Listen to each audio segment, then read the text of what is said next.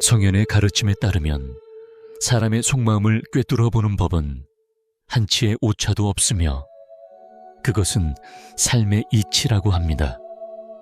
수많은 사람들 속에서 인생의 가장 큰 고통은 외로움이나 결핍이 아니라 마음을 잘못된 곳에 주었다는 사실을 깨닫는 순간입니다. 그것은 우리가 믿었던 사람이 배신이나 무관심 혹은 차가운 냉정함으로 우리를 절벽 끝으로 밀어넣는 바로 그 순간입니다. 어떤 밤에는 우리가 왜 틀렸는지, 왜 진심이 거짓으로 되돌아왔는지 이해하지 못해 침묵 속에 누워 마음이 찢어지는 듯한 고통을 느낍니다. 그 상처는 누구에게도 보이지 않지만 조용히 영혼을 갉아먹어 사랑하는 것을 두렵게 하고 믿는 것을 두렵게 하며 심지어 자기 자신조차 두렵게 만듭니다. 옛사람들은 사람의 마음이야말로 눈앞에서 순식간에 변할 수 있기에 가장 이해하기 어려운 것이라고 말했습니다. 우리가 직이라고 불렀던 사람들도 작은 변고 하나에 본성을 드러내기도 합니다. 그들은 관심을 명목으로 우리를 엿보거나 친절이라는 옷을 입고 계산적인 마음을 숨길 수도 있습니다. 반대로 달콤한 말을 전혀 하지 않지만 우리가 약해졌을 때 곁을 떠나지 않고 지켜주는 사람도 있습니다. 옛 성현녀는 말은 거짓일 수 있으나 행동은 진심을 비추는 가장 명확한 거울이기에 거짓된 마음은 오래 숨길 수 없다고 가르쳤습니다. 충분한 상처를 겪고 나면 우리는 미소 짓는 모든 사람이 진실한 것은 아니며 침묵하는 모든 사람이 무정하거나 무의미한 것은 아니라는 사실을 깨닫게 됩니다. 사람의 마음을 이해하는 것은 의심하며 살기 위함이 아니라 피를 너무 많이 흘린 자신의 심장을 보호하기 위함입니다. 사람을 꿰뚫어 보게 되면 우리는 잘못된 사람에게 희망을 덜 걸고 가치 없는 사람에게 덜 실망하며 자신의 믿음에 한계를 두는 법을 배우게 됩니다. 거짓이 난무하는 오늘날의 세상에서 사람의 마음을 꿰뚫어 보는 것은 냉정함이 아니라 깨어있음입니다. 사람의 마음을 이해해야만 우리는 자신의 마음을 지키고 변동이 심한 인생을 평온하게 걸어갈 수 있기 때문입니다. 그리고 이것이 바로 옛 성현이 말로는 설명할 수 없는 고통으로부터 사람들을 구하기 위해 한치의 오차도 없이 사람의 마음을 꿰뚫어보는 8가지 방법을 남긴 이유입니다. 첫째, 눈빛을 보는 것입니다. 이것은 영혼을 비추는 거울입니다. 옛사람들은 마음이 바르면 눈이 맑고 마음이 비뚤어지면 눈이 어둡다고 했습니다. 즉 눈은 내면을 정직하게 비추는 창이라는 뜻입니다. 말은 화려할 수 있고 미소는 숨길 수 있으며 행동은 꾸며낼 수 있지만 눈빛은 거짓말을 할 줄 모릅니다. 눈빛은 두뇌를 거쳐 수정되는 것이 아니라 마음에서 밖으로 바로 전달되기 때문에 통찰력 있는 사람은 그 진실함을 알아차리지 않을 수 없습니다. 어떤 눈빛은 한번 보는 것만으로도 다가가고 싶게 만듭니다. 그것은 겨울의 불꽃보다 따뜻하고 초가을의 달빛보다 부드러운 눈빛입니다. 그 시선 속에는 어질미 있고 포용력이 있으며 인간을 더 깊이 있게 만드는 경험들이 있으면서도 여전히 선한 마음을 간직하고 있습니다. 반대로 보는 순간 소름이 돋게 만드는 눈빛도 있습니다.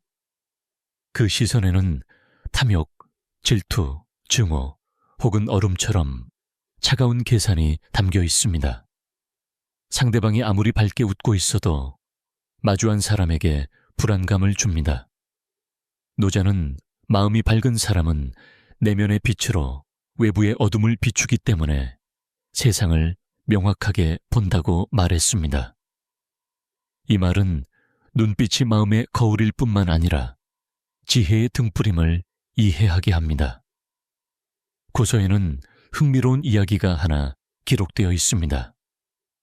한 번은 공자가 제자들과 함께 작은 마을을 지나가고 있었습니다. 마을 사람들은 겉모습이 선하고 얼굴이 훤하며 말투가 예의 바른 한 청년을 입이 마르도록 칭찬했습니다. 하지만 공자는 그 청년을 잠시 바라보고는 가볍게 고개를 저었습니다. 제자들이 그 이유를 물었습니다. 스승은 그 사람의 미소에는 빛이 없고 눈빛은 불안하게 흔들린다고 답했습니다. 그것은 선한 사람의 눈빛이 아니라 내면에 무언가를 숨긴 사람의 눈빛이라는 것입니다. 몇 년은 후 그 청년은 마을 사람들의 재물을 속여 빼앗은 죄로 체포되었습니다. 진실이 밝혀졌을 때 공자는 탄식하며 사람을 보는 것은 쉽지만 사람의 마음을 보는 것은 평생 배워야 할 일이라고 말했습니다. 이 이야기는 후세 사람들에게 누구나 말이나 외모, 태도로 위장할 수는 있어도 눈빛만은 위장하기 어렵다는 사실을 깊이 새기게 했습니다. 눈빛은 성품을 비추는 등불입니다. 아이가 어머니를 볼 때 그 눈은 마음이 혼탁해지지 않았기에 마치 샘물처럼 보입니다. 선한 사람이 타인을 마주할 때 그 눈빛은 평온하고 올곧으며 피하지도 않고 엿보지도 않습니다. 그러나 간사한 사람은 웃고 있어도 눈동자가 이리저리 굴러가며 들킬까봐 두려워하는 기색을 드러냅니다. 눈은 결코 가만히 있지 않습니다. 눈은 기와 정신이 집중되는 곳입니다. 마음이 편안하면 기가 편안하고 기가 편안하면 눈이 맑습니다. 마음이 어지러우면 정신이 어지럽고 정신이 어지러우면 눈이 흐려집니다. 그래서 복 있는 사람들의 눈빛은 항상 어질고 맑습니다. 세월이 흘러 육체는 쇠약해져도 눈빛은 매일 밤 정성껏 돌본 등불처럼 여전히 빛납니다. 반면 업장이 두터운 사람은 눈이 일찍 탁해집니다. 그 눈을 들여다보면 마치 1000가지 번뇌를 짊어진 듯 피로해 보입니다. 인생에서 산전수전을 겪은 사람들은 아주 독특한 눈빛을 가지고 있습니다. 소란스럽지 않으나 비가 그친 뒤의 호수처럼 깊습니다. 사납지 않으나 그 어떤 말보다 날카롭습니다. 많은 상실을 겪었으면서도 선한 마음을 잃지 않은 사람은 따뜻하면서도 슬프고 강하면서도 어진 눈빛을 가집니다. 그 눈을 보면 우리는 그들이 불 속을 걸어 나왔음을 알 수 있습니다. 하지만 그들은 수치되는 대신 은은하게 타오르며 다른 사람을 따뜻하게 해주는 숯불이 되었습니다. 반면 약간의 손해만 입어도 원망을 품는 사람은 눈빛이 즉시 변합니다. 맑음에서 탁함으로, 어질매서 차가움으로 바뀝니다. 마음이 변하면 눈빛도 따라 변합니다. 마음은 뿌리요, 눈은 꽃입니다. 뿌리가 좋으면 꽃이 아름답고 뿌리가 나쁘면 꽃이 시듭니다. 장자는 세상 사람들이 두고두고 곱씹을 만한 글을 남겼습니다. 마음이 밝은 사람은 어디를 보든 돌을 발견하고 마음이 어두운 사람은 어디를 보든 허물을 발견한다는 것입니다. 마음이 밝으면 눈빛이 밝아 허물을 보기 전에 좋은 점을 먼저 봅니다. 마음이 어두우면 눈빛이 어두워 옳은 것을 보기 전에 잘못된 것을 먼저 봅니다. 선한 마음을 가진 사람은 적당한 믿음으로 사람을 봅니다. 악한 마음을 가진 사람은 지나친 의심으로 사람을 봅니다. 그러므로 눈은 마음의 색깔을 드러내는 곳입니다. 눈은 마음의 지표입니다. 저는 오래된 시장에서 한 거지를 만난 적이 있습니다. 그의 옷은 찢어졌고 머리는 하얗게 샜으며 손은 풍패에 시달려 굳은 살이 박여 있었습니다. 하지만 그가 고개를 들었을 때 눈빛은 보름달처럼 어지럽습니다. 저는 그곳에서 고통이나 서러움을 본 것이 아니라 가난 속에서도 평온한 한 사람을 보았습니다. 그는 미소 지으며 나는 가난하지만 괴롭지는 않다고 말했습니다. 그 말은 제 기억 속에 오래도록 남았습니다. 괴로움은 주머니 사정에 있는 것이 아니라 세상을 바라보는 방식에 있기 때문입니다. 그의 눈빛이 그것을 증명했습니다. 반대로 저는 아주 부유하고 고급스러운 음식을 먹으며 부드럽게 말하는 사람을 만난 적이 있습니다. 하지만 그 사람의 눈빛을 보았을 때 저는 오직 차가운 공허함만을 느꼈습니다. 마치 주변의 모든 사람이 자신의 야망을 위한 도구일 뿐인 것처럼 말입니다. 재산으로 많은 것을 살 수는 있지만 눈빛의 따뜻함은 살 수 없습니다. 차가운 눈빛은 입으로는 웃고 있을지라도 이미 세상과 마음의 문을 닫았다는 신호입니다. 눈빛은 에너지입니다. 선한 사람은 누구를 보든 상대방의 마음을 편안하게 해줍니다.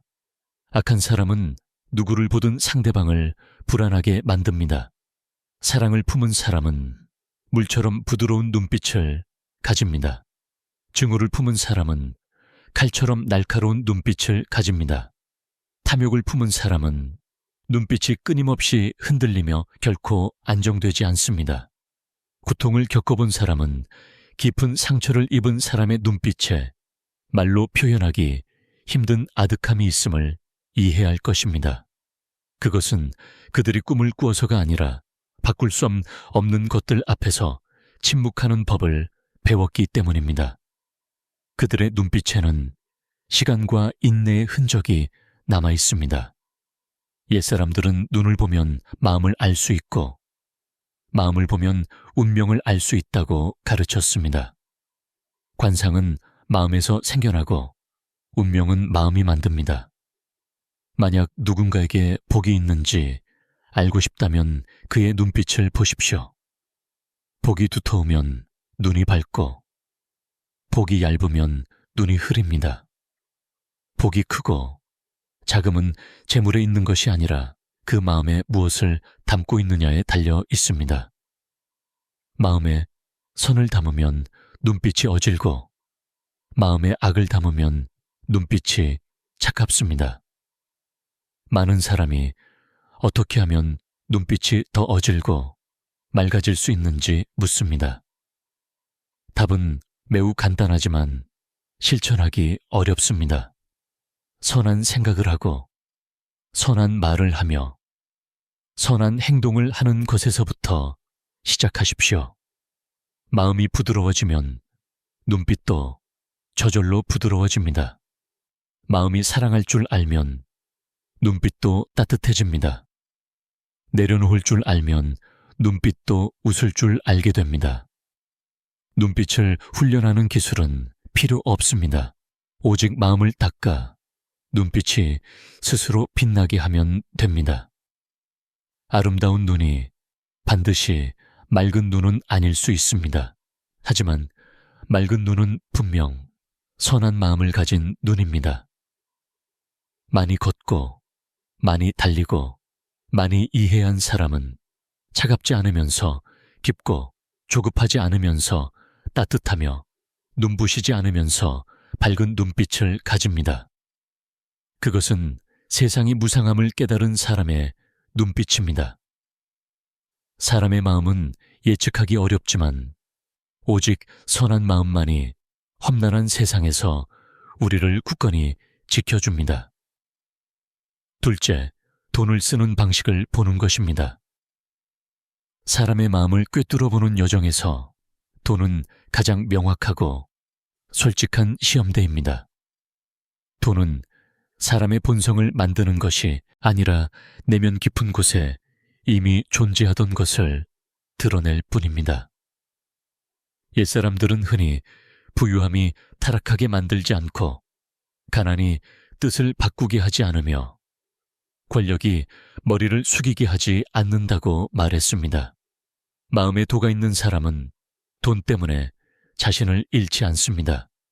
그리고 도덕적 기반이 튼튼하지 않은 사람은 자신도 모르는 사이에 돈에 이끌려 절벽 아래로 추락하게 됩니다. 돈은 본래 무생물일 뿐이지만 사람이 돈을 쥐는 방식은 그 어떤 말보다 그들의 인격을 더 명확하게 말해줍니다. 가난할 때는 매우 순박하고 나눌 줄 알며 말수가 적고 겸손한 사람이 있습니다. 하지만 손에 약간의 돈만 쥐어지면 딴 사람으로 변해 더 거만해지고 남을 무시하며 심지어 어려운 시절 자신을 먹여 살려준 은혜마저 잊어버리기도 합니다. 가난할 때나 부유할 때나 한결같은 사람도 있습니다. 말도 한결같고 마음도 한결같습니다. 그들은 재물을 세상에 도움을 주는데 사용하며 자랑하지 않고 과시하지 않은 채 조용히 선을 행합니다. 돈이 그들을 크게 만드는 것이 아니라 마음속의 선함이 그들을 위대하게 만듭니다. 사람들은 흔히 누군가의 마음을 알고 싶다면 그가 돈을 어디에 쓰는지 보라고 말합니다. 돈은 물과 같아서 복의 논으로 흐르면 선한 밭을 적셔 인생의 나무가 푸르게 자라도록 돕습니다. 하지만 탐욕의 구덩이, 분노의 구덩이, 원한의 구덩이로 쏟아지면 부을수록 탁해지고 깊어질수록 구하기 어려워집니다. 한 중국 철학자는 매우 이치에 맞는 말을 했습니다. 마음이 밝은 사람은 돈을 사용하여 자신의 인생을 더 밝게 만들고 마음이 어두운 사람은 돈을 사용하여 자신의 업보를 더 어둡게 만든다는 것입니다. 옛 불경에서 부처는 어리석은 사람은 돈 때문에 악을 행하고 지혜로운 사람은 돈을 사용하여 복을 짓는다고 가르쳤습니다. 깊이 생각할 줄 아는 사람은 가난을 두려워하지 않고 오직 돈을 잘못된 길에 쓰는 것을 두려워합니다. 돈은 몸 밖의 물건이라 잃으면 다시 벌 수 있지만 업보는 이 생에서 다음 생으로까지 사람을 따라다니기 때문입니다. 생각해 보십시오. 살면서 만난 수많은 사람 중 어려울 때는 온화하고 상냥하다가도 순풍에 돛 단듯 일이 잘 풀리면 자신을 도와준 손길을 모두 잊어버리는 사람이 얼마나 많습니까? 그런 사람들은 물질적으로는 부유할지 몰라도 마음은 바람이 숭숭 통할 정도로 가난합니다. 옛사람들은 재물이 도와 함께 가지 않으면 그 부귀는 오래갈 수 없다고 했습니다. 이 말은 옛날뿐만 아니라 오늘날에도 유효합니다. 만약 누군가가 돈을 신성한 힘으로 여기고 양심보다 돈을 더 크게 생각한다면 머지않아 복과 덕이 그들을 떠날 것입니다. 돈은 빨리 들어오지만 나가는 것도 빠릅니다. 도를 지키지 않고 들어온 돈은 모래 위에 지은 집과 같아서 파도가 한 번 치면 무너집니다. 예시하기에 공자가 제자들과 함께 어느 시골 마을을 지나다 가난한 사람들에게 밥을 나누어 주는 한 노인을 보았다고 합니다. 자공이 노인도 부자가 아닌데 어째서 나누어 주느냐고 물었습니다. 공자는 미소 지으며 저 노인은 오늘 배를 채울 수는 있어도 오직 어진 마음만이 사람을 평생 편안하게 했다오 해준다는 것을 알고 있다고 답했습니다. 그런 사람은 비록 돈은 많지 않으나 어두운 밤의 등불보다 더 밝은 마음을 가지고 있습니다. 그리고 그 빛은 누구도 측정할 수 없는 방식으로 그들을 부유하게 만듭니다. 돈을 올바른 곳에 쓸 줄 아는 사람은 복을 심을 줄 아는 사람입니다. 선하게 쓰인 돈 한 푼은 마음의 밭에 심어지는 씨앗입니다. 오늘 심으면 내일 꽃이 핍니다. 미소를 심으면 내일 미소를 돌려받습니다. 이기심을 심으면 내일 외로움을 거두게 됩니다. 황금산을 쌓아두고도 불안 속에 사는 사람이 있습니다. 남이 훔쳐갈까봐, 잃어버릴까봐, 줄어들까봐, 부족할까봐 걱정합니다. 반면 겨우 먹고 입을 정도만 가지고 있어도 마음이 비온 뒤의 강물처럼 편안하고 바람처럼 가벼운 사람이 있습니다. 그들은 돈을 지키는 것보다 덕을 지키는 것이 낫고 재물이 있는 것보다 마음이 있는 것이 낫다는 것을 알고 있습니다. 옛사람들은 재물은 도를 따르면 생겨나고 도를 잃으면 재물도 사라진다고 했습니다. 돈은 사람 마음의 거울입니다. 선한 사람은 돈을 써서 복이 늘어나고 악한 사람은 돈을 써서 업보가 커집니다. 돈은 말할 줄 모르지만 모든 것을 말해줍니다. 한번 지켜보십시오. 가장 행복한 사람은 돈이 가장 많은 사람이 아니라 돈을 가장 의미 있게 쓰는 사람입니다. 기쁨은 얼마나 가졌느냐가 아니라 얼마나 주었느냐에서 옵니다. 한 현자가 말하기를 당신이 남을 위해 돈을 쓰면 그 돈은 복이 되고 자신만을 위해 쓰면 그 돈은 빚이 된다고 했습니다. 그 말은 참으로 옳습니다. 저는 가난할 때 남을 자주 돕던 한 남자를 만난 적이 있습니다.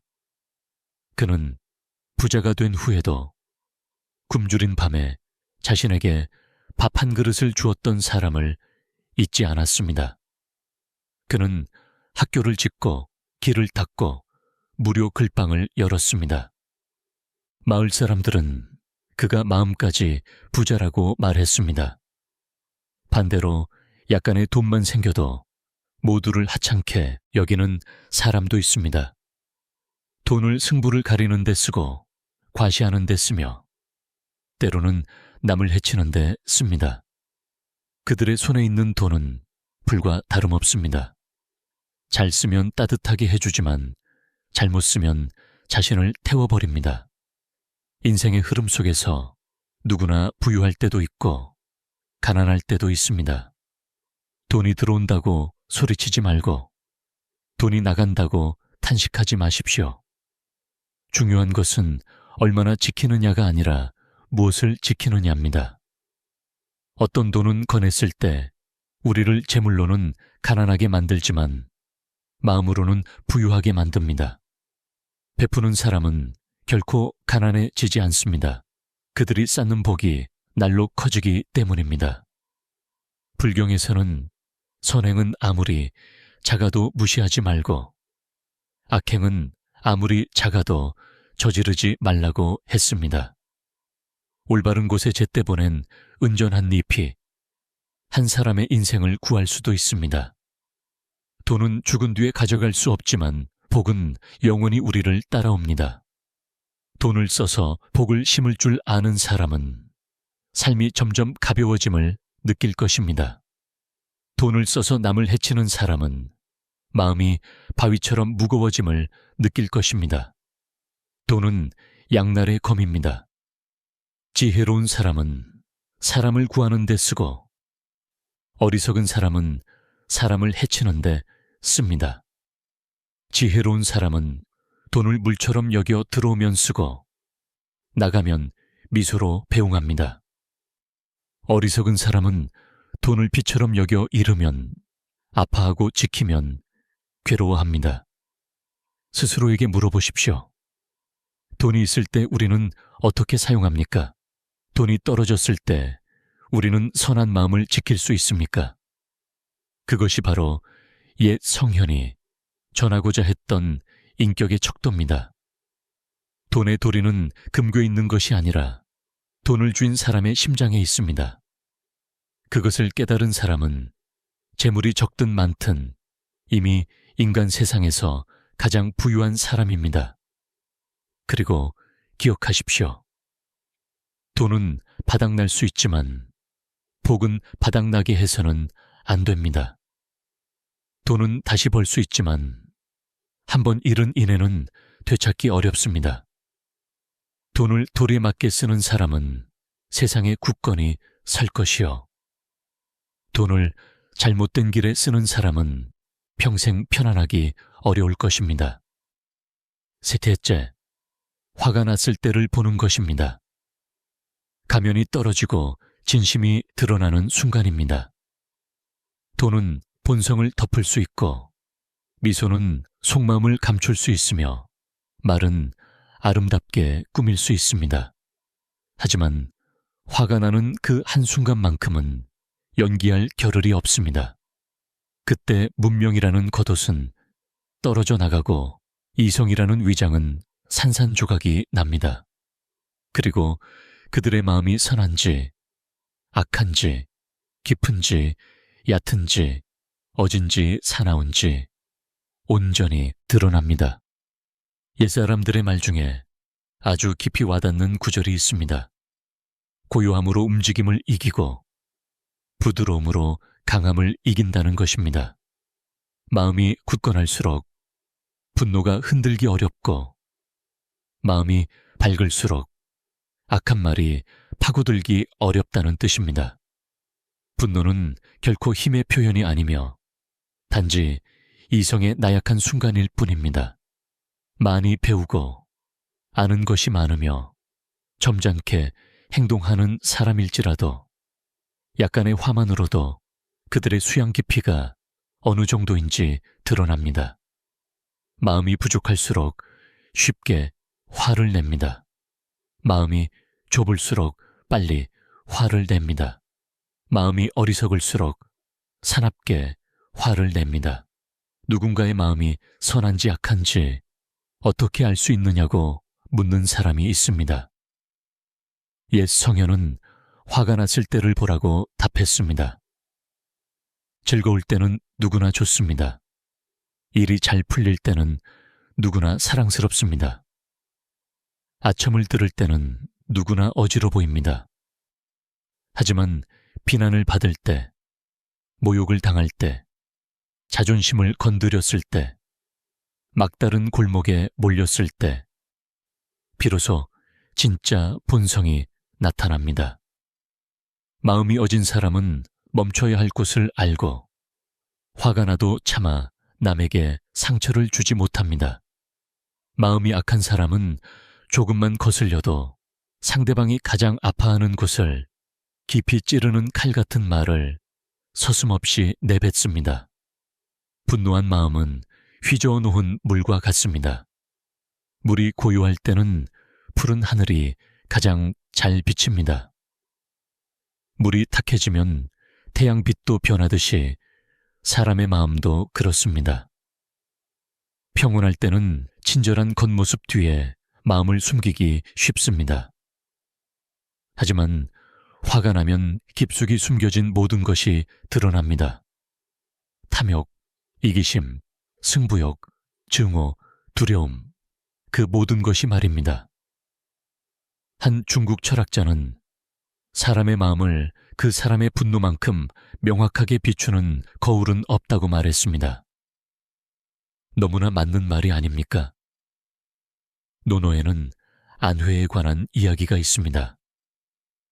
한 번은 그가 시장 한복판에서 이유 없이 욕설을 들었습니다. 사람들은 그에게 심한 말을 퍼부었고 심지어 누명을 씌우기도 했습니다. 하지만 그는 그저 미소 지으며 조용히 길을 갔습니다. 동행하던 사람이 놀라서 왜 반응하지 않느냐고 물었습니다. 안회는 내가 옳다면 그들의 분노는 그들이 짊어져야 할 업보이고 내가 틀렸다면 그들의 말은 나를 비추어 고칠 수 있게 하는 거울이라고 답했습니다. 바람처럼 가벼우면서도 비처럼 스며드는 답변입니다. 그런 침착함을 얻으려면 내면이 무척 강인해야 하기 때문입니다. 분노는 인간이 지혜를 가장 빨리 잃게 만드는 것입니다. 주역에서는 화를 내면 지혜가 흩어지고 복이 깨진다고 가르칩니다. 그때 인간은 말과 행동을 통제하지 못하게 되어 훗날 아주 비싼 대가를 치러야 하는 결과를 초래하기 쉽습니다. 얼마나 많은 가정이 욱하는 말 한마디 때문에 무너졌습니까? 얼마나 많은 우정이 순간적인 행동 때문에 깨졌습니까? 얼마나 많은 기회가 찰나의 화 때문에 사라졌습니까? 화가 났을 때 뱉은 말은 화를 떠난 화살과 같아서 쏘고 나면 다시 거둘 수 없습니다. 사람은 종종 그 한순간을 참지 못해 평생 후회합니다. 화가 난 사람은 술 취한 사람과 같습니다. 자신이 무슨 말을 하는지 모르고 행동을 통제하지 못하며 자신의 말이 얼마나 상처가 되는지 이해하지 못합니다. 1분의 분노가 평생의 수양을 파괴할 수 있습니다. 공자는 군자는 화합하되 부한 외동하지 않고 소인은 쉽게 휩쓸리지만 마음속에 평화가 없다고 했습니다. 폭풍우 속에서도 침착함을 유지하는 것이 자신의 복과 덕을 지키는 길입니다. 한 선사가 들려준 이야기가 있습니다. 한 제자가 공개적으로 모욕을 당했습니다. 그는 억울해하며 돌아와 그 사람에게 본때를 보여주고 싶다고 말했습니다. 선사는 타고 있는 등불에 기름을 더 부으면 불이 꺼지겠느냐고 물었습니다. 제자는 침묵했습니다. 스승은 바람은 불고 지나가지만 내 안의 불이야말로 너를 먼저 태우는 것이라고 말했습니다. 참으로 그렇습니다.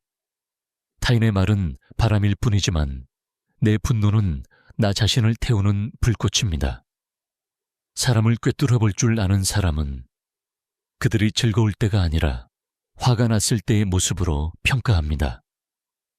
어떤 사람은 화가 나도 물건을 부수거나 욕하지 않고 조용히 자리를 뜹니다. 내면을 보호하는 법을 배운 사람입니다. 어떤 사람은 화가 나면 가장 사랑하는 사람에게 상처를 줍니다. 자신을 사랑할 줄 모르는 사람입니다. 선한 마음을 가진 사람은 분노를 이용해 남을 벌하지 않기 때문입니다. 지혜로운 사람은 화를 이용해 문제를 해결하지 않습니다. 노자는 덕으로 원한을 갚으면 원한이 사라지고 원한으로 원한을 갚으면 원한이 더욱 깊어진다고 했습니다. 분노는 내가 얼마나 수양했는지를 알 수 있는 시험대입니다. 듣기 싫은 말을 들었을 때 심장이 떨리고 얼굴이 화끈거려 손이 나가려 한다면 마음이 여전히 요동치고 있다는 뜻입니다. 비난을 듣고도 미소 지을 수 있다면 우리의 마음이 넓어지기 시작했다는 뜻입니다. 살다 보면 큰 소리를 칠 때 강해 보인다고 생각하지만 사실 적절한 때에 침묵할 줄 아는 사람이야말로 진정 강한 사람입니다. 남을 이기는 것은 힘만 있으면 되지만 자신을 이기는 것은 많은 지혜가 필요하기 때문입니다. 한 노부인이 말하기를 그들이 우리를 아프게 할 수 있는 건 우리가 허락했을 때뿐이라고 했습니다. 분노는 감정을 조절하는 권한을 타인에게 넘겨주는 것이고 침착함은 그 권한을 되찾아 마음의 평온을 지키는 것입니다. 높은 산은 강한 바람에 모양을 바꾸지 않고 깊은 바다는 태풍의 고요함을 잃지 않습니다. 내면이 굳건한 사람은 말 한마디에 무너지지 않고 모욕 하나에 자신을 잃지 않습니다. 마지막으로 화를 냈던 때를 떠올려 보십시오. 숨은 가쁘고 심장은 빨리 뛰며 이성은 흐려지고 말은 칼보다 날카롭고 마음은 불같았을 것입니다. 그 다음은 무엇이었습니까? 공허함, 피로, 그리고 후회였습니다. 분노는 독약을 마시고 남이 아프기를 바라는 것과 같습니다. 결국 내가 먼저 아프고, 내가 먼저 지치고, 내가 먼저 괴롭습니다. 그래서 옛사람들은 분노를 통해 본성을 보라고 가르친 것입니다. 가면이 떨어지면 사람의 마음이 아주 솔직하게 드러나기 때문입니다. 분노를 다스릴 줄 아는 자는 운명을 다스립니다. 분노에 지배당하는 자는 영원히 감정의 노예입니다. 넷째, 신의를 지키는 태도를 보는 것입니다. 신이라는 글자는 작지만 인격, 도덕, 그리고 인생의 가치, 전체를 떠받치는 기둥입니다. 지켜진 약속 하나가 평생의 믿음을 쌓을 수 있습니다. 깨진 약속 하나가 한 사람의 인생을 무너뜨릴 수 있습니다. 얘기에서 조상들은 신의가 사람의 근본이라고 가르쳤습니다. 뿌리가 튼튼해야 나무가 푸르고 뿌리가 썩으면 나무가 쓰러집니다. 인생도 마찬가지입니다. 재주가 아무리 뛰어나고 말을 아무리 잘하고 일을 아무리 잘해도 신의를 지키지 못하면 평생 빈 껍데기에 불과합니다. 재능은 타인의 존경을 받게 할 수 있지만 신의는 타인의 귀함을 받게 합니다. 한 중국 철학자는 약속을 지키지 않는 사람은 빛 아래서 자신의 그림자를 잃어버린 사람이라고 말했습니다. 소박하지만 본질을 꿰뚫는 이 말처럼 신에 없는 사람은 누구 앞에서도 위태로워 보입니다. 신의를 지킨다는 것은 듣기 좋으라고 하는 빈말이 아니라 말과 행동, 마음과 일이 일치하는 것입니다. 눈앞의 이익에 휩쓸리기 쉽고 약속을 잊기 쉬우며 편리함 때문에 신의를 저버리기 쉬운 시대에 신의는 더욱 귀하고 드문 것이 되었습니다. 장구애로 성공하거나 수단과 방법을 가리지 않고 빨리 부자가 될 수는 있어도 오직 신의가 있는 사람만이 멀리 가고 튼튼하게 가며 평안하게 갈 수 있습니다. 능력은 있으나 신의가 없는 사람은 닻을 잃은 배와 같아서 달리기 쉽지만 멈출 수 없고 떠나기 쉽지만 정박할 수 없습니다. 자로에 대한 예시이야기가 세상에 전해집니다. 한 번은 먼 지방으로 장사를 하러 갔다가 다음 날 돈을 갚기로 약속했습니다. 그날 밤 상인이 세상을 떠나자 가족들은 사람이 죽었으니 돈이 무슨 소용이냐며 갚을 필요가 없다고 했습니다. 자로는 그 말을 듣고 내 입으로 뱉은 말은 하늘과 땅이 기록하고 있는데 어찌 삼켜버릴 수 있겠느냐고 답했습니다. 그는 돈을 가져가 모두 갚았습니다. 공자는 이 이야기를 듣고 미소 지으며 고개를 끄덕이고는 자로가 성격은 거칠지만 신의를 지키는 충직함은 바위 속에 황금과 같다고 말했습니다. 신의 하나가 한 사람의 평생을 밝게 비춥니다. 신의는 타인에게 증명하기 위한 것일 뿐만 아니라 무엇보다 자신의 평온함을 지키기 위한 것입니다. 신의를 잃은 사람은 일시적인 이익을 얻을 수 있을지 몰라도 결국 인격, 사람의 마음, 그리고 복과 덕을 잃게 됩니다. 신의를 지키는 사람은 마음이 편안하고 신의를 잃은 사람은 마음이 불안합니다.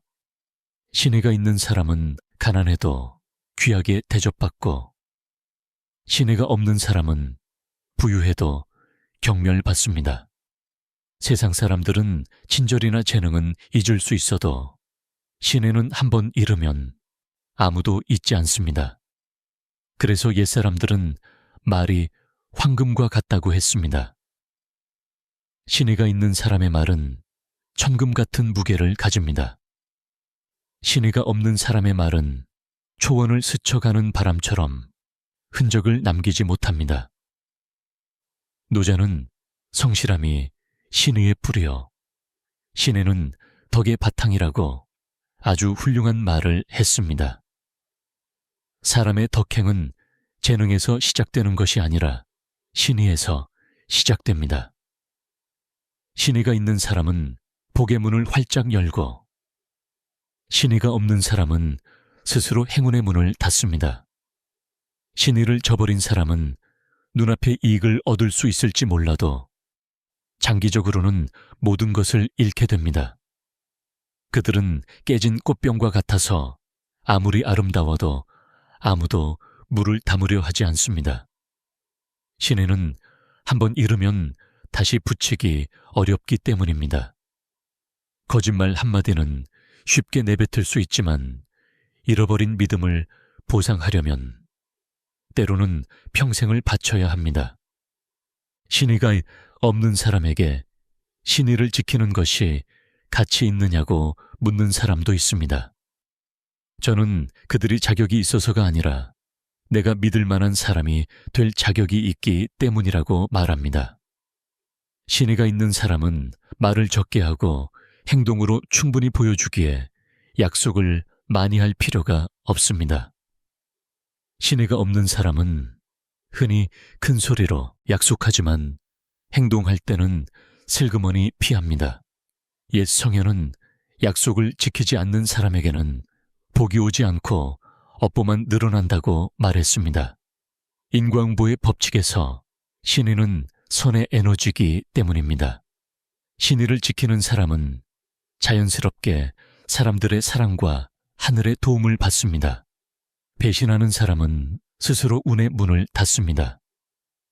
하지만 신의를 지키는 것은 큰 약속뿐만 아니라 작은 것에서부터 시작됩니다. 약속했다면 제 시간에 맞춰야 합니다. 받았다면 완성해야 합니다. 틀렸다면 잘못을 인정해야 합니다. 약속했다면 반드시 해내야 합니다. 신의가 있는 사람은 무슨 일을 해도 원만합니다. 신의가 없는 사람은 무슨 일을 해도 어긋납니다. 신의는 사람과 사람을 잇는 끈입니다. 가장 가늘지만 가장 질긴 끈입니다. 과시할 필요는 없지만 끈기가 필요합니다. 신의를 지키는 사람이 바로 인격을 지키는 사람입니다. 한나라 시대에 왕림이라는 상인은 손님에게 보낼 비단을 운송 중에 불태운 적이 있습니다. 사람들은 천재지변이니 배상할 필요 없다고 조언했습니다. 하지만 그는 한 번의 약속 어김은 100년 손님을 잃는 것이라고 말했습니다. 손님의 기대를 저버리느니 차라리 집을 팔아 갚는 게 낫다는 것이었습니다. 그 신의 덕분에 사람들은 그를 왕신이라 불렀고 훗날 그의 사업은 10배나 번창했습니다. 신에는 어떤 은행에도 맡길 수 없습니다. 누구도 훔쳐갈 수 없으며 없습니다. 하지만 한번 떨어뜨리면 10만 양의 황금으로도 다시 살 수 없습니다. 돈은 잃어도 다시 벌 수 있습니다. 신의를 잃으면 인생 전체를 잃습니다. 옛 성현은 이익을 얻고 의리를 잃느니 차라리 손해를 보고 신의를 지키라고 가르쳤습니다. 이익은 작을 수 있으나 사람의 마음을 잃는 것은 훗날의 복까지 모두 잃는 것이기 때문입니다. 신의를 지키는 사람은 어디를 가나 귀하게 여겨집니다. 신의를 잃은 사람은 어디를 가나 고독합니다. 누군가가 작은 약속을 지키는 방식을 보면 큰일에서도 믿을 수 있는지 알 수 있습니다. 인생에는 수백 갈래의 길이 있지만 오직 신에만이 온전한 인격으로 이끄는 고등일입니다. 신에 있게 산 사람은 눈을 감을 때 후회가 없습니다. 신의가 무슨 없는 사람은 오래 살아도 편안하지 않습니다. 사람의 속마음을 이해하고 싶다면 약속을 지키는 방식을 보십시오. 신의를 지키는 사람은 복이 두텁고 명이 깁니다. 배신하는 사람은 명이 쇠하고 복이 얕습니다. 신의야말로 인생의 뿌리이기 때문입니다. 신의를 지키는 것은 덕을 지키는 것입니다. 덕을 지키는 것은 어질물 지키는 것입니다. 어질물 지키는 것은 마음속에 푸른 하늘을 간직하는 것입니다. 그러니 내가 뱉은 말이 타인이 의지할 수 있는 말이 되도록 사십시오. 신의는 남에게 칭찬받기 위함이 아니라 내 마음의 평화를 위함입니다. 사람의 인격은 그가 가진 재산에 있는 것이 아니라 그가 지키는 신의에 있기 때문입니다. 다섯째, 말하는 방식을 보는 것입니다. 옛사람들은 화는 입에서 나오고 복도 입으로 들어온다고 일깨워 주었습니다. 말 한마디가 희망을 밝힐 수도 있고 한 사람의 인생을 꺼뜨릴 수도 있습니다. 말은 성벽을 쌓을 수도 있고 눈앞에서 허물어뜨릴 수도 있습니다. 그러므로 사람의 마음을 헤아리려면 먼저 그들의 말을 들어야 합니다. 말은 영혼을 비추는 거울입니다. 마음이 선한 사람은 말이 자연스럽게 맑고 발원지의 샘물처럼 부드러워 듣는 사람을 편안하게 합니다. 마음이 약한 사람은 말이 칼처럼 날카롭고 밤의 찬바람처럼 독하여 듣는 사람을 아프게 하고 무겁게 하며 두렵게 만듭니다. 사람은 눈빛을 숨기고 행동을 억제하고 연기를 아주 잘할 수는 있어도 말을 통해 본성을 숨기기는 어렵습니다. 입은 마음속에 쌓여있는 것을 내뱉게 마련입니다. 그래서 신랄한 말을 자주 하는 사람은 마음에 상처가 많기 때문이고 심판하는 말을 자주 하는 사람은 마음에 사랑이 부족하기 때문이며 손해를 보면서도 부드럽게 말하는 사람은 선한 마음을 닦은 사람입니다. 노노에서 공자는 말은 마음의 소리여서 마음이 밝으면 말도 밝고 마음이 비뚤어지면 말도 따라 비뚤어진다고 가르쳤습니다. 이 말은 말이 우연이 아니라 인간의 기운이라는 것을 이해하게 해줍니다. 복이 있는 사람은 말이 봄바람처럼 가벼워 타인의 마음을 따뜻하게 합니다. 복이 없는 사람은 말이 칼날 같아서 타인을 멀리하고 싶게 만듭니다. 그래서 우리 조상들은 입은 마음을 내보내는 문이기에 마음이 선해야 말이 곱다며 구업을 닦고 마음의 덕을 쌓으라고 권했습니다. 한 남자가 스님을 찾아가 사람들이 자신을 너무 비방하여 견딜 수 없다고 하소연한 이야기가 있습니다. 스님은 그에게 소금 한 줌을 주며 물 한 컵에 넣어 맛을 보라고 했습니다. 짰습니다. 그 후 스님은 남은 소금을 호수에 던져 넣고 물을 한 모금 마시라고 했습니다. 달콤하고 시원했습니다. 스님은 소금은 여전히 소금이지만 물이 적고 많음이 중요하다고 말했습니다. 독한 말도 그렇습니다.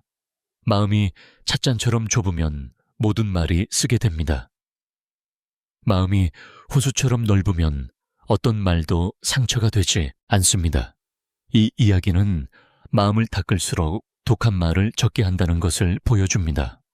그들은 말이 바람에 흩어지는 것이 아니라 돌에 새기듯 듣는 사람의 마음에 남는다는 것을 알기 때문입니다. 옛 성현은 한번 뱉은 말은 다시 주워 담기 어렵다고 가르쳤습니다. 잘못된 말 한마디는 평생 후회하게 만들 수 있습니다. 선한 말 한마디는 절망에 빠진 사람을 구할 수 있습니다. 어떤 이는 입을 열기 전에 마음이 먼저 가게 하라고 말합니다. 마음에 원망이 가득하면 옳은 말도 틀린 말이 됩니다. 마음이 이미 평온하다면 듣기 싫은 직언이라도 상대방은 그 친절함을 느낄 수 있습니다. 매일 우리가 빛을 담은 말을 얼마나 하는지, 무심코 남에게 상처 주는 말을 얼마나 하는지 생각해 보십시오. 화가 나서 뱉은 몇 마디 말 때문에 자식에게 평생 열등감을 안겨주는 부모가 있습니다. 화가 났을 때 주고받은 거친 말 때문에 결혼 생활을 파탄으로 몰고 가는 부부가 있습니다. 무심코 던진 말 한마디 때문에 점차 식어가는 우정이 있습니다. 말은 바람 같아 보이지만 인과응보의 법칙에서 사라지는 소리는 없습니다. 선한 말을 심는 자는 반드시 선한 열매를 거둡니다. 독한 말을 심는 자는 결국 세상으로부터 원망의 소리를 듣게 됩니다. 성격이 급한 아버지에 대한 이야기가 있습니다. 아이가 실수로 물건을 깨뜨리자 아버지는 쓸모없다고 소리쳤습니다. 아이는 울었고 자라면서 늘 틀릴까봐 남이 무서워서 안전한 곳 밖으로 나오지 못했습니다. 머리가 휘어졌을 때 아버지는 아이를 보며 그의 분노 속에 뱉은 말이 아이의 자신감을 평생 앗아갔음을 깨달았습니다. 피부의 상처는 아물 수 있어도 말로 입은 상처는 때로 영원히 지워지지 않습니다. 옛 불경에는 입이 피를 보지 않고 사람을 죽일 수 있는 검과 같다고 기록되어 있습니다. 악독한 말은 무기보다 더 무섭습니다. 정신을 죽이기 때문입니다. 지혜로운 사람은 말로 이기려 하지 않고 말로 구하려 합니다. 선한 에너지를 담은 말은 해독제가 되고 치유가 될 수 있기 때문입니다. 한 중국 철학자는 말이 덕행의 통로라고 말했습니다. 덕이 밝으면 말은 자연히 밝습니다. 노자는 덕이 있는 사람은 말을 겸손하게 하고 말하기보다 많이 듣는다고 했습니다. 덕이 없는 사람은 말이 시끄럽지만 텅 비어 있습니다. 지혜로운 사람은 말이 적으나 깊습니다. 지혜가 부족한 사람은 말이 많으나 싱겁습니다. 현명한 사람은 때에 맞는 침묵이 지혜이고 때에 맞는 말이 복임을 알기 때문입니다. 옛사람들은 선한 말이 봄바람 같다고 했습니다. 내가 하는 말이 봄바람이 되게 하고 얼음장이 되게 하지 마십시오. 치유의 말을 하고 내 말이 누군가를 더 아프게 할 수 있다면 침묵하십시오. 누군가 말로 상처를 주면 용서를 선택하십시오.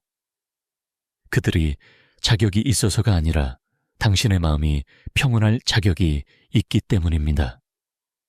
누군가를 아프게 했다면 사과하십시오. 지혜로운 사람만이 잘못을 인정할 용기가 있습니다. 말은 타인의 마음에 심는 씨앗입니다. 선한 말 하나는 복의 계절입니다. 악한 말 하나는 가시입니다. 악한 말을 충분히 쌓으면 인생은 가시밭길이 됩니다. 선한 말을 충분히 쌓으면 인생은 꽃밭이 됩니다. 그러므로 사람의 마음을 꿰뚫어 보고 싶다면 그들의 말투를 들으십시오. 남을 험담하는 사람은 질투심이 있는 것입니다. 자랑하는 사람은 결핍이 있는 것입니다. 불평하는 사람은 만족을 모르는 것입니다. 온화하게 말하는 사람은 자신의 마음을 들을 줄 아는 사람입니다. 그들이 하지 않은 말도 들으십시오. 귀가 아닌 마음으로 들으십시오. 마음은 뿌리요, 말은 꽃입니다. 뿌리가 건강해야 꽃이 향기롭습니다. 적게 말하되 바르게 말하십시오.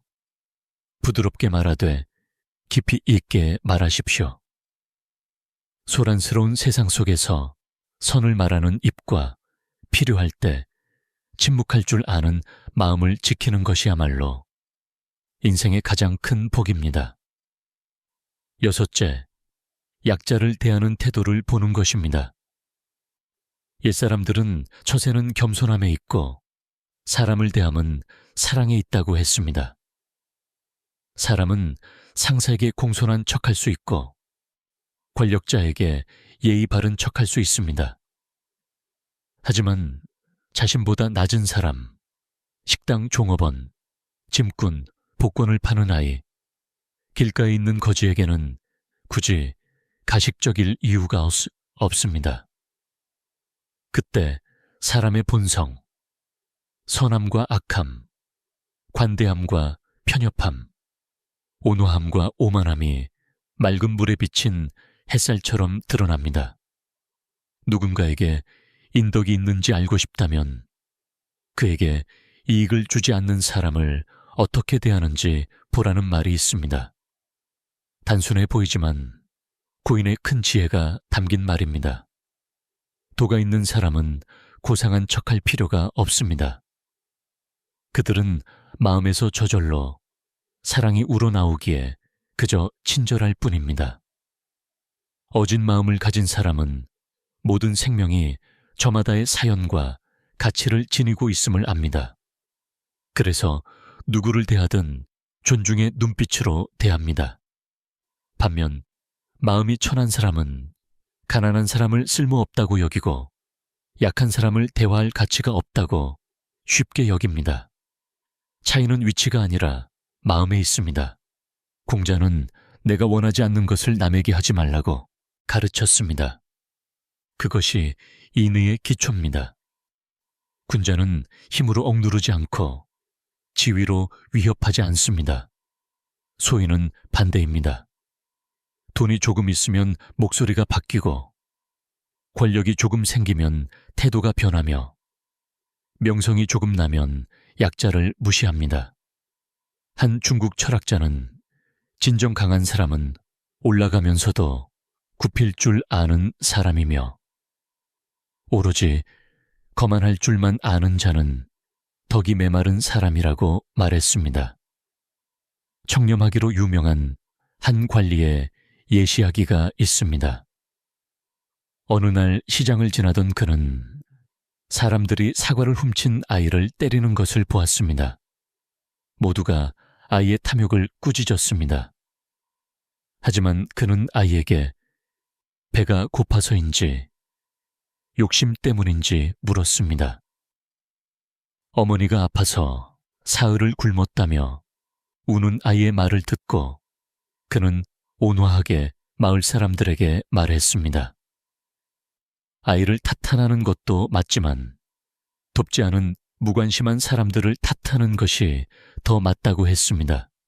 그는 사과 바구니를 사서 가난한 사람들에게 나누어 주고 아이에게도 몇 개를 주어 보냈습니다.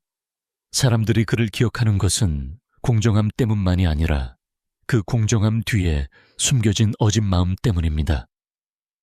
품격은 말이 아니라 행동에 있습니다. 복이 있는 사람일수록 겸손하고 복을 잃은 사람일수록 교만합니다.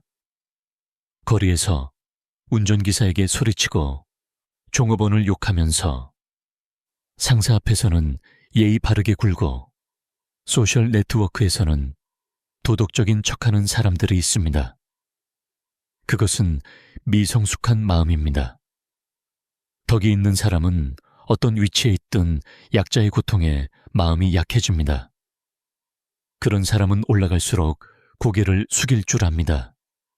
한 사람을 구하는 것이 무관심으로부터 자신을 구하는 것임을 알기 때문입니다.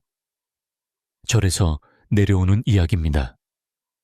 매일 마당을 쓰는 한 노파가 늦게 쓴다는 이유로 신입 승려에게 꾸지람을 들었습니다. 그녀는 그저 고개를 숙여 감사했습니다. 주지스님은 그 이야기를 듣고 신입 승려에게 그녀가 바로 절을 짓도록 땅을 시주한 사람이지만 덕을 닦기 위해 겸손하게 살기를 선택했다고 말해 주었습니다. 승려는 부끄러움의 눈물을 터뜨렸습니다. 그 후로 그는 누구에게나 고개를 숙여 인사했습니다. 이 이야기는 세상의 진정으로 작은 사람은 없다는 것을 가르쳐 줍니다. 우리 눈이 작아서 작게 보일 뿐입니다. 마음이 크면 누구나 존중받을 만합니다. 부처는 굶주린 자에게 베푸는 밥 한 톨이 경전 100번을 외우는 것과 같은 복이라고 가르쳤습니다. 약자를 돕는 것은 그들을 구하는 것일 뿐만 아니라 우리 마음의 차가움에서 자신을 구하는 것이기 때문입니다. 남을 도울수록 마음은 밝아집니다. 남을 사랑할수록 복은 두터워집니다. 누군가를 돕는다는 것은 내가 그들보다 높다는 뜻이 아니라 그들이 내게 복을 심을 기회를 주고 있다는 뜻입니다. 약자가 없다면 누구를 통해 인을 실천하겠습니까? 사람을 깔보면 재앙을 심는 것입니다. 사람을 존경하면 복을 심는 것입니다. 옛사람들은 사람을 깔보면 남도 나를 깔보고 사람을 존중하면 남도 나를 존중하는 것이 인과응보라고 했습니다. 가난한 사람에게 소리치는 사람은 그들이 강해서가 아니라 마음이 약하고 두렵기 때문입니다. 약자만이 자신을 증명하기 위해 권력을 필요로 합니다. 강자는 침묵과 친절만으로 충분합니다. 또 다른 이야기입니다. 한 가난한 농부가 빗길에 채소 수레가 넘어져 곤란을 겪고 있었습니다. 많은 사람이 지나갔지만 아무도 돕지 않았습니다. 오직 한 청년만이 멈춰 서서 허리를 굽혀 채소단을 하나하나 모아 수레에 싣는 것을 도왔습니다. 농부는 은혜를 갚을 길이 없었습니다. 하지만 수년 후 농부는 한 고위관리의 아들 목숨을 구했습니다. 왜 목숨을 걸었느냐는 질문에 그는 누군가 내게 친절을 베풀었으니 나도 그 친절을 세상에 갚는 것이라고 답했습니다. 선한 마음은 등불처럼 사람의 마음에서 마음으로 전해지는 것입니다. 옛사람들은 덕이 있는 사람은 작은 사람을 탓하지 않는다고 했습니다. 모든 생명은 귀하다는 것을 알기 때문입니다. 누군가가 종업원, 직원, 운전기사, 거지를 어떻게 대하는지 보면 그가 누구인지 알 수 있습니다. 약자 앞에서는 이익의 구속 없이 오직 마음과 마음만이 남고 그것은 어떤 말보다 진실하기 때문입니다. 어진 마음을 가진 사람은 큰 일을 해야만 선이라고 하지 않습니다. 감사의 말 한마디, 미소 하나, 손을 잡아주는 것, 길을 양보하는 한 걸음, 모두 복을 심기에 충분합니다. 옛사람들은 대인은 남을 위해 살고 소인은 자신만을 위해 산다고 했습니다. 약자를 대하는 방식은 우리 마음이 큰지 작은지를 시험하는 척도입니다. 가능하다면 매일 친절한 일을 하나씩 하십시오. 칭찬받기 위해서가 아니라 마음속의 복과 덕이 마르지 않게 하기 위함입니다. 약자를 사랑하는 사람은 하늘의 사랑을 받습니다. 그것은 결코 틀리지 않는 하늘의 도입니다. 그리고 기억하십시오. 약자는 우리를 낮추지 않습니다. 그들은 우리의 인격이 올라갈 기회입니다. 인이 있는 사람은 아무도 대적할 수 없습니다. 덕이 있는 사람은 복이 그림자처럼 따라다닙니다. 한 번의 포용이 평생의 운을 바꿀 수 있습니다. 친절한 말 한마디가 한 사람의 인생을 구할 수 있습니다. 상처를 줄 수 있음에도 치유를 선택할 때 비로소 우리는 진정으로 강한 것입니다. 약자를 대하는 방식은 우리의 품격을 말해줄 뿐만 아니라 이 생과 다음 생의 복덕을 결정짓기 때문입니다. 7째, 빈곤할 때를 보는 것입니다. 옛사람들은 부유하면 친구를 바꾸고 귀해지면 아내를 바꾸지만 가난하면 친구는 바꿔도 마음은 바꾸지 않는다고 가르쳤습니다. 사람이 빈곤에 빠지는 순간 삶의 거칠애가 저절로 벗겨지기 때문입니다. 남들이 존경할 지위도 없고 대접할 돈도 없으며 군중을 끌어모을 후광도 없습니다. 그때 남는 것은 오직 하나, 진실한 마음뿐입니다. 그리고 빈곤은 그 혹독함으로 인해 누가 진심이고 누가 이익에 기댄 얇은 그림자인지 알아보게 하는 가장 밝은 거울이 됩니다. 돈이 있을 때는 좋은 말을 하고 관대해 보이기 쉽습니다. 하지만 빈털터리가 되면 밥 한 끼도 힘겨운 일이 됩니다. 그때 의리와 사람의 마음이 가장 명확하게 규정됩니다. 한 중국 철학자는 가난은 금을 시험하는 리트머스 종이라고 말했습니다. 진짜 금은 색이 변하지 않지만 가짜 구리는 본색을 드러냅니다. 사람도 마찬가지입니다. 의리가 있는 사람은 가난해도 빛나지만 야박한 사람은 조금만 궁핍해도 배신을 드러냅니다. 저는 고향에서 평생 잊지 못할 이야기를 목격했습니다. 틴 씨는 지역의 큰 목재소 주인이었는데 넉넉하고 호탕하게 살았습니다.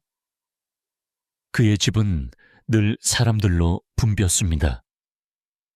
차를 마시러 오는 사람, 일자리를 구하러 오는 사람, 돈을 빌리러 오는 사람 등 모두가 그를 부유하면서도 거만하지 않고 착하고 순박하다고 칭찬했습니다. 하지만 그해 태풍이 닥쳐 목재소가 불타고 빚더미에 앉아 가세가 기울자 그의 인생은 달라졌습니다. 큰 집을 팔아 빚을 갚아야 했습니다. 아내는 고생이 두려워 두 아이를 데리고 친정으로 도망쳤습니다. 그를 따뜻하게 형님이라 부르던 사람들은 지나가다 마주쳐도 모른 척했습니다. 틴 씨는 낡은 초가집으로 돌아가 비가 오면 우는 듯한 지붕 아래 살았습니다. 하지만 그는 여전히 선한 미소와 따뜻한 눈빛을 간직했습니다. 사는 게 괴롭지 않냐고 물으면 살아있고 배울 게 많다는 걸 알게 되니 고생도 좋다고 말했습니다. 인과응보를 믿느냐는 질문에 그는 하회질녘 마을 우물물처럼 평온한 눈빛으로 미소 지었습니다. 믿지, 인과응보가 없다면 내가 다시 시작할 기회도 없을 테니까. 그 말은 많은 사람에게 충격을 주었습니다. 모든 것을 잃었지만 믿음과 의리를 잃지 않은 사람, 그 마음이야말로 진정한 복입니다. 빈곤은 타인을 보는 거울이기도 하지만 자신을 보는 거울이기도 합니다. 부족할 때 사람이 변질되기 가장 쉽기 때문입니다. 가난할수록 비굴해지고 독해지며 세상을 원망하고 모든 것을 탓하는 사람이 있습니다. 가난하지만 여전히 맑은 마음을 유지하고 간사하지 않으며 배신하지 않고 약간의 이익을 위해 인격을 바꾸지 않는 사람도 있습니다. 옛사람들은 그들을 가난하지만 비천하지 않다고 불렀습니다. 그것은 매우 높은 경지입니다. 가난 속에서 의리를 지키는 것은 불 속에서 금을 지키는 것보다 어렵기 때문입니다. 가난은 두렵지 않습니다. 두려운 것은 가난 때문에 양심을 잃고 질투와 속임수와 배신을 낳는 것입니다. 한 중국 철학자는 가난해도 의를 지키는 사람이 마음으로는 가장 부자라고 말했습니다. 돈이 있어야 복이 아니라 선한 마음이 진짜 복이기 때문입니다. 불경에는 한 가난한 나무꾼이 길 잃은 사람에게 자신의 마지막 물, 한 바가지를 주었는데 그가 왕인 줄 몰랐다는 이야기가 있습니다. 왕이 내가 왕인 줄 알았다면 주었겠느냐고 묻자 그는 다른 사람이면 물을 주고 배고픈 사람이면 밥을 주었을 것입니다. 그것은 누구를 위해서가 아니라 해야 할 일이기 때문입니다. 라고 답했습니다. 그것이 바로 상황에 따라 변하지 않는 의리입니다. 가난은 혹독한 시련입니다. 하지만 가난 속에서 의리를 지키는 사람만이 진정 깊고 튼튼한 뿌리를 가집니다. 사람의 본성을 시험하는 데는 두 가지 상태가 있다고 합니다. 모든 것을 가졌을 때와 모든 것을 잃었을 때입니다. 부유할 때는 오만해질 수 있습니다. 모든 것을 잃었을 때는 친절함을 잃을 수 있습니다. 그 두 상황 모두에서 평온한 마음을 지키는 사람만이 진정 큰 복을 가진 사람입니다. 가난해지자마자 마음이 변하고 친구를 팔고 가족을 배신하며 계절풍처럼 뻔뻔하게 변하는 자가 있습니다. 하지만 가난해도 한결같이 신의를 지키고 남을 자신처럼 사랑하는 사람도 있습니다. 그런 사람이야말로 의지할 만한 사람입니다. 옛 성현은 부귀하면 예의를 배우고 빈곤하면 충신을 지키라고 가르쳤습니다. 즉, 부유하면 덕을 지키고 가난하면 의리를 지켜야 한다는 것입니다. 의리가 곧 인품의 뿌리이기 때문입니다. 가난해도 의를 지키는 사람은 부유해지면 바르게 사는 법을 압니다. 부유한데 의를 잃으면 머지않아 시들게 됩니다. 노자가 복이나 화는 저절로 오는 것이 아니라 오직 사람의 마음이 불러들인다고 했던 말이 기억납니다. 가난할 때 마음이 밝으면 반드시 복이 올 것입니다. 가난할 때 하늘을 원망하고 남을 해치면 반드시 화가 따를 것입니다. 빈곤은 마음을 거울처럼 돌려보는 시기입니다. 마음이 흐리지 않으면 상황이 마음을 흐리게 할 수는 없습니다. 그래서 옛사람들은 누군가가 믿을 만한지 알고 싶다면 부유할 때를 보지 말고 가난할 때를 보라고 항상 말했습니다. 가난할 때 본성이 가장 잘 드러나기 때문입니다. 가난 속에서 의를 지키는 사람은 깊은 성은을 가진 사람입니다. 가난은 언젠가 지나갑니다. 하지만 가난 속에서 지킨 의리는 그림자처럼 평생 그 사람을 따라다닙니다. 가난은 단지 시련일 뿐입니다. 의로운 마음을 지키는 것이야말로 진정한 승리입니다. 그런 사람은 부자가 아니어도 귀합니다. 성공하지 않았어도 존경받을 만합니다. 그들의 뿌리가 굳건히 섰기 때문입니다. 뿌리가 튼튼하면 인생의 폭풍우가 몰아쳐도 쓰러지지 않습니다. 여덟째, 부유할 때를 보는 것입니다. 가난은 인내를 배우게 합니다. 하지만 부유함이야말로 명예와 이익이라는 큰 파도 앞에서 겸손과 깨어있음을 유지할 수 있는지 본성을 시험합니다.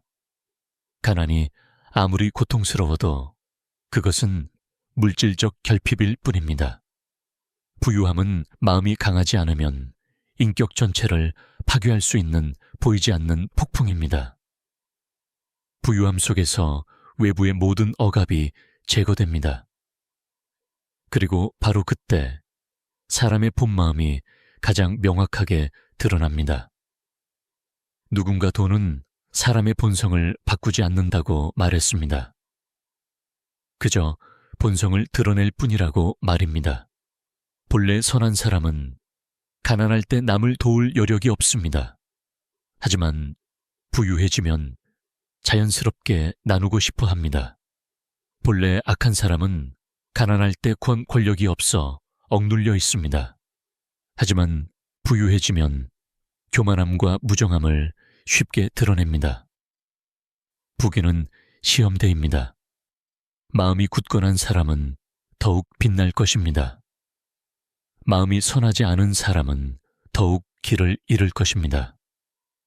저는 덥고 건조하며 모래바람이 부는 중부지방의 뜨당시 이야기를 들은 적이 있습니다.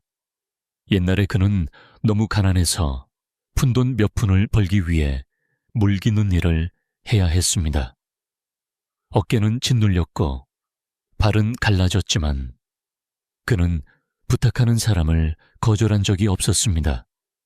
그는 무거운 물통을 지고 가면서도 노인이나 아이가 쓸 수 있게 조금씩 남겨두었습니다. 마을 사람들은 성품이 어질고 소박한 그를 좋아했습니다. 그의 삶은 물지개와 함께 영원히 맴돌 것 같았지만 운명적인 사건이 있었습니다. 강가의 아버지가 남긴 쓸모없어 보이던 땅 밑에 귀한 지하수맥이 있어 외지인이 사들였습니다. 그 후 회사가 개발하여 그에게 지분을 나누어 주었습니다. 순식간에 그는 물 깃는 일꾼에서 지역 최고의 부자가 되었습니다.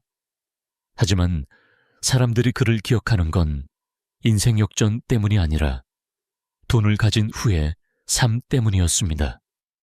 그는 신발도 바꾸지 않고 생활 방식도 바꾸지 않았습니다. 밥상은 여전히 소박했고 집은 여전히 검소했습니다. 왜 누리지 않느냐는 질문에 그는 웃기만 했습니다. 옛날에 물 깃는 고생이 익숙해서 돈이 생기니 내 마음이 변할까봐 그게 제일 무섭다고 했습니다. 배가 부르면 얼마가 있든 충분하다고 말입니다. 그 말은 망치처럼 사람들의 마음을 두드려 듣는 일을 숙연하게 했습니다.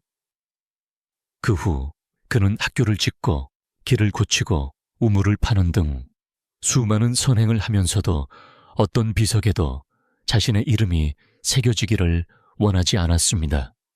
그가 세상을 떠났을 때 사람들은 그의 재산 거의 전부가 지역 사회를 위해 쓰였다는 것을 알게 되었습니다. 그는 아들에게 은혜를 베풀면 아무도 기억할 필요가 없다고, 하늘과 땅이 알고 복덕은 종이가 아니라 운명에 기록된다고 말했습니다. 그 이야기는 재물은 다 쓸 수 없고 복은 다 누릴 수 없다는 옛 가르침을 떠오르게 합니다. 재물을 탕진해서는 안 되고 복덕을 다 써버려서는 안 된다는 뜻입니다. 부유하면서도 겸손을 지킬 줄 아는 사람은 자신과 자손을 위해 복을 키우는 사람입니다. 사실 겸손은 고개를 숙이는 척하는 것이 아니라 깨어있는 상태입니다. 겸손은 자신이 어디서 왔는지 알고, 부귀는 잠시 걸친 외투일 뿐이며 모든 것이 인연으로 와서 바람 따라갈 수 있음을 아는 것입니다. 겸손은 명리에 흔들리지 않고 칭찬에 눈멀지 않는 마음의 굳건함입니다. 겸손한 사람은 부를 자랑하지 않고 돈을 자랑하지 않으며 재능을 자랑하지 않고 남들의 환호도 중요하게 여기지 않습니다. 진정한 위대함은 명성에 있는 것이 아니라 조용한 마음에 있다는 것을 알기 때문입니다. 덕이 높을수록 덕에 대해 말하지 않고 복이 많을수록 복을 과시하지 않습니다. 한 철학자는 벼는 익을수록 고개를 숙이고, 쭉정이 벼만 고개를 쳐들고 뽐낸다고 말했습니다. 옛사람들은 이 이미지를 군자의 겸손함에 비유했습니다. 겸손한 사람은 올라갈수록 굽힐 줄 알고 성공할수록 감사할 줄 알며 부유할수록 부드러울 줄 아는 사람입니다. 과시하는 자는 내면이 결핍된 자일 뿐이며 영혼의 공허함을 감추기 위해 타인의 인정이 항상 필요한 것입니다. 부유하면서도 겸손한 것은 삶의 도리 중 으뜸입니다. 부유하면 거만해지기 쉽고 가난했던 시절을 잊기 쉬우며 아랫사람을 깔보기 쉽기 때문입니다. 지혜로운 사람만이 마음을 물처럼 가볍게 바람처럼 고요하게 유지하여 돈이 영혼을 지배하지 않게 할 수 있습니다. 그런 사람이라야 복을 오래 누리고 후세에 복을 남길 수 있습니다. 옛 성현은 만족을 아는 사람은 땅바닥에 누워도 즐겁고 만족을 모르는 사람은 궁궐에 살아도 편안하지 않다고 가르쳤습니다. 부유하면서 만족을 아는 사람은 두 번 부자입니다. 돈으로 부자이고 마음으로 부자입니다. 부유하면서 만족을 모르는 사람은 부귀의 탈을 쓴 가난뱅이입니다. 부귀는 인연이고 겸손은 덕이며 나눔은 복입니다. 이 셋을 모두 지키는 사람은 큰 운명을 가진 사람입니다. 노자는 겸손히 하늘에 도라고 말했습니다. 하늘은 높으나 자랑하지 않고 물은 깊으나 소란스럽지 않습니다. 가장 위대한 것은 늘 가장 조용합니다. 인간은 높은 경지에 이를수록 조용하고 겸손하게 살아야 합니다. 고인은 자만하면 패하고 겸손하면 나아간다고 일깨워 주었습니다. 자만은 쇠퇴의 뿌리입니다. 겸손은 복덕의 근원입니다. 부유함은 나쁜 것이 아니지만 부유하면서 겸손을 잊으면 재앙입니다. 진정으로 복이 있는 사람은 손에 권력과 열매가 가득할 때도 순박한 마음을 지키는 사람입니다. 정상에 서서도 고개를 숙일 줄 알고 충분히 가졌으면서도 나눔을 잊지 않는 것. 영화 속에서도 겸손을 지키는 사람이야말로 도를 아는 사람이며 가장 두터운 복의 토대를 가진 사람입니다. 아홉째, 부모를 대하는 태도를 보는 것입니다. 옛사람들은 100가지 선행 중에 효가 으뜸이라고 말했습니다. 부모에게 효도하는 사람은 비록 부유하지 못하고 성취하지 못했더라도 마음속에 세상 어떤 재물로도 대체할 수 없는 친절의 빛을 품고 있습니다. 반대로 불효자는 아무리 부귀하고 집이 크고 넓으며 말이 아름다워도 그 복이 오래가지 못합니다. 효는 의무도 아니고 의식도 아니며 인격의 뿌리이기 때문입니다. 뿌리가 마르면 다른 모든 선함은 얇은 페인트 칠에 불과하여 전도약볕에 벗겨지고 큰 비에 씻겨 나갑니다. 공룡이 배를 양보한 아름다운 예시하기가 있습니다. 아버지에게서 큰 배와 작은 배가 섞인 접시를 받았을 때 어린 그는 자신을 위해 가장 좋은 것을 고르지 않고 작은 것을 집어들고 큰 배는 형에게 주었습니다. 아버지는 그 행동을 보고 감동하여 이 아이는 훗날 큰 복을 받을 것이라고 말했습니다. 배 한 알은 대수롭지 않지만 윗사람을 공경하고 아랫사람에게 양보할 줄 아는 마음은 무척 소중합니다. 작은 행동 하나에서 큰 마음을 볼 수 있으며 그것이 바로 효행의 씨앗입니다. 부모를 공경할 줄 아는 사람은 세상 사람도 공경할 줄 압니다. 낳아주신 은혜를 아는 사람이라야 삶의 은혜를 알 수 있습니다. 효는 맛있는 음식이나 정기적으로 보내는 돈에 있는 것이 아닙니다. 효는 진정한 공경심, 이 세상에 존재하게 해준 두 분의 희생을 소중히 여길 줄 아는 마음에 있습니다. 옛사람들은 부모를 봉양하면서 공경하지 않으면 여전히 불효라고 했습니다. 사랑이 담긴 따뜻한 죽 한 그릇이 진수성찬을 차려놓고 얼음장 같은 눈빛을 보내는 것보다 훨씬 귀합니다. 사실 부모는 자식에게 거창한 것을 바라지 않습니다. 그저 안부 한마디, 함께하는 식사 한 끼, 꼭 잡아주는 손 한 번을 원할 뿐입니다. 어떤 이는 평생 돈을 버느라 물질로 효도하려 하지만 부모에게 가장 필요한 것은 자식의 존재라는 것을 뒤늦게 깨닫습니다. 옛사람들은 누군가의 마음이 좋은지 어떻게 아느냐는 질문을 받았습니다. 그들은 그 사람이 부모를 대하는 방식을 보라고 답했습니다. 낳아준 사람에게 무관심하다면 누구에게 진심일 수 있겠습니까? 효순한 사람은 단순하게 살아도 내면이 부유합니다. 불효한 사람은 부유하게 살아도 마음이 가난합니다. 효경하는 사람은 대개 겸손하고 감사하며 사랑이 많습니다. 불효하는 사람은 마음의 뿌리가 말라버려 냉정하고 배은망덕합니다. 효는 인생에서 선한 생각을 기르는 첫걸음입니다. 효의 뿌리가 없으면 사랑의 꽃을 피울 자리가 없습니다.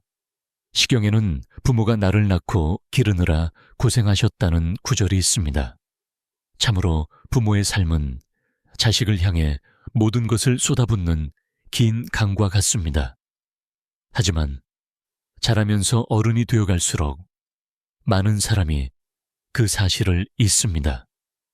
우리는 일과 돈, 외부의 만남을 쫓느라 집에서 전화 한 통, 밥 한 끼, 작은 안부를 기다리는 두 분을 잊고 삽니다. 세상에는 사람을 기다려주지 않는 두 가지가 있는데 하나는 시간이요, 둘은 부모입니다. 이를 깨달았을 때는 이미 너무 늦은 경우가 많습니다. 매달 돈은 보내지만 좀처럼 찾아가지 않는 사람이 있습니다. 어머니가 돌아가시고 나서야 제단 앞에 무릎 꿇고 통곡합니다. 그들은 돈이 효도가 아님을 깨닫습니다. 돈은 함께 앉아있는 시간을 대체할 수 없습니다. 부모가 건강한 시간을 살 수는 없습니다. 자식이 돌아오길 기다리며 현관 앞에 앉아 계시던 오후를 되돌릴 수 없습니다. 효는 매달 보내는 돈의 액수가 아닙니다. 효는 존재입니다. 효는 온 마음으로 전하는 감정의 온기입니다. 인과응보의 법칙에서 효는 인생 복의 뿌리입니다. 효순한 사람은 하늘과 땅의 도움을 받습니다. 부모에게 효도하는 사람의 자손은 윗사람을 공경하고 아랫사람에게 양보할 줄 압니다. 효자의 집안은 대개 평안하고 굳건합니다. 반대로 불효자는 고독의 업보를 받고 복 기운이 떠나며 운명이 험난합니다. 하늘과 땅은 뿌리를 잊은 자를 보호하지 않기 때문입니다. 옛 성현은 효는 하늘에 도이고 의는 땅의 바탕이라고 가르쳤습니다. 효도를 따르면 우주의 큰 법칙을 따르는 것이니 복 기운이 자연히 모입니다. 누군가가 부모에게 말하는 방식을 보십시오. 가난해도 어머니가 아프면 밤을 새우고 작은 물건을 팔아 약을 구하는 사람이 있습니다. 그런 사람은 가난해도 마음이 부자입니다. 부유하지만 늙은 부모를 누추한 방에 두고 돌보지 않는 사람도 있습니다. 그런 사람은 부유해도 마음이 가난합니다. 옛사람들은 가난해도 효심이 있는 것이 부유하면서 불의한 것보다 귀하다고 했습니다. 돈으로 모든 것을 살 수 있어도 마음은 살 수 없기 때문입니다. 뿌리가 커야 나무가 큽니다. 뿌리가 썩으면 가지와 잎이 아무리 푸르러도 인생의 비바람을 견딜 수 없습니다. 자식된 도리는 인간된 도리의 기초입니다. 효를 다하지 못하는 사람은 세상에서 의리를 다하기 어렵습니다. 인생은 강물과 같습니다. 강이 멀리 흐를 수 있는 것은 발원지를 잊지 않기 때문입니다. 사람도 마찬가지입니다. 부모에게 감사할 줄 아는 사람의 영혼은 맑은 물과 같아서 어디를 흐르든 시원합니다. 은혜를 모르는 사람의 마음은 탁한 물과 같아서 어디를 흐르든 메마름을 가져옵니다. 효순한 사람은 힘들어도 바른 길을 가고 있다는 것을 알기에 마음이 가볍습니다. 불효자는 온갖 부귀영화를 누려도 양심의 가책이 끊이지 않아 불안합니다. 자신의 복이 두터운지 얇은지 알고 싶다면 재산을 보지 마십시오. 매일 부모를 부르는 방식을 보십시오. 다정한 말 한마디, 안부 한 번, 부모를 위해 차린 밥 한 끼. 그것이 진짜 복입니다. 복은 금괴 있는 것이 아니라 은혜를 아는 심장에 있습니다. 부모가 살아계실 때 매 순간을 소중히 여기십시오. 부모가 돌아가시면 그 영혼이 먼 곳에서 편안할 수 있도록 떳떳하게 사십시오. 한 중국 철학자는 효는 내 몸이 어디서 왔는지 잊지 않는 것이고 경은 나를 낳아준 분의 마음을 잊지 않는 것이라고 말했습니다. 효는 복의 뿌리입니다. 뿌리가 있으면 복이 있고 뿌리를 잃으면 복이 시듭니다. 효를 지키는 사람은 밝은 마음을 지키는 사람입니다. 인생의 풍파가 닥치고 상황이 빈곤해도 그들은 하늘과 땅의 보상을 받을 것입니다. 효를 잊은 사람은 부귀영화도 뜬구름일 뿐입니다. 머지않아 허공으로 사라질 것입니다. 인간의 본성을 꿰뚫어 보고 싶다면 그들의 말을 보지 말고 가진 돈을 보지 말고 부모 앞에 고개를 숙이는 방식을 보십시오. 그곳에는 거짓이 없고 오직 선한 마음과 악한 마음, 빛과 어둠만이 있기 때문입니다. 복덕의 근원은 멀리 있는 것이 아니라 두 분을 부모님이라 부르며 진심으로 감사할 줄 아는 바로 그곳에 있습니다. 오직 효만이 마음을 기르고 효만이 복을 낳으며 효만이 격변하는 세상에서 인간을 진정으로 굳건히 서게 합니다. 사람의 마음은 바다보다 깊고 하늘보다 넓으며 구름과 바람보다 더 변화무쌍합니다. 하지만 꿰뚫어 볼 수 없는 것은 아닙니다. 사람의 모든 행동, 말, 선택 아래에는 그들 마음의 흔적이 숨겨져 있기 때문입니다. 약자를 대하는 방식에서 우리는 그들의 인심을 봅니다. 가난할 때 우리는 그들의 의리를 봅니다. 부유할 때 우리는 그들의 겸손을 봅니다. 부모를 대하는 방식에서 우리는 그들의 뿌리를 봅니다. 이 8가지 시험을 통해 우리는 사람의 본성을 어렵지 않게 알아볼 수 있습니다. 우리가 충분히 고요하고 깊이 있으며 관찰할 수만 있다면 말입니다. 옛사람들은 사람 보는 것을 물을 보는 것과 같다고 했습니다. 물이 맑으면 바닥이 드러납니다. 물이 탁하면 속을 알기 어렵습니다. 사람도 그렇습니다. 마음이 밝은 사람은 말과 행동이 명확하여 감출 필요가 없습니다. 마음이 어두운 사람은 아무리 꾸며도 삶의 방식에서 균열을 드러냅니다. 모든 거짓에는 유통기한이 있습니다. 모든 진심은 영원합니다. 사람의 마음을 꿰뚫어 볼 때 가장 중요한 것은 의심하거나 경계하거나 멀리하기 위함이 아니라 누구를 소중히 여겨야 할지, 누구와 거리를 두어야 할지, 누가 내 인생에 들어올 자격이 있는지, 누가 교훈의 자리에 머물러야 할지 알기 위함입니다. 사람의 마음을 이해하면 상처를 덜 받습니다. 사람을 이해하면 자신을 올바르게 사랑할 줄 알게 됩니다. 사람을 이해하면 마음을 잘못된 곳에 주었다고 운명을 원망하지 않게 됩니다. 우리 인생에 나타나는 모든 사람은 기쁨을 주든 고통을 주든 어떤 사명을 가지고 있기 때문입니다. 타인의 마음을 꿰뚫어 보는 것은 지혜입니다. 자기 자신을 꿰뚫어 보는 것은 경지입니다. 타인을 꿰뚫어 보고 자신도 꿰뚫어 볼 때 인생은 물밑을 비추는 달빛처럼 평온해질 것입니다. 우리는 더 이상 배신을 두려워하지 않습니다. 속임수를 두려워하지 않습니다. 상처를 두려워하지 않습니다. 사람 마음의 법칙을 이해하고 폭풍으로부터 마음을 지키는 법을 알기 때문입니다. 마지막으로 기억하십시오. 사람의 마음은 변할 수 있어도 인간의 도리는 변하지 않습니다. 인애, 겸손, 효행, 그리고 선한 마음은 격변하는 인생에서 우리가 굳건히 서게 하는 반석입니다. 그것들을 지키는 사람은 어디를 가든 빛을 가져갑니다. 그것들을 잃은 사람은 황금산 위에 서 있어도 길을 잃은 기분일 것입니다. 사람을 꿰뚫어 보아 사귈 친구를 고르고 믿을 사람을 선택하십시오. 하지만 사람을 봄으로써 자신을 돌아보고 내 마음이 여전히 깨끗하고 선하며 사랑할 줄 알고 공경할 줄 알며 효를 아는지 살피십시오.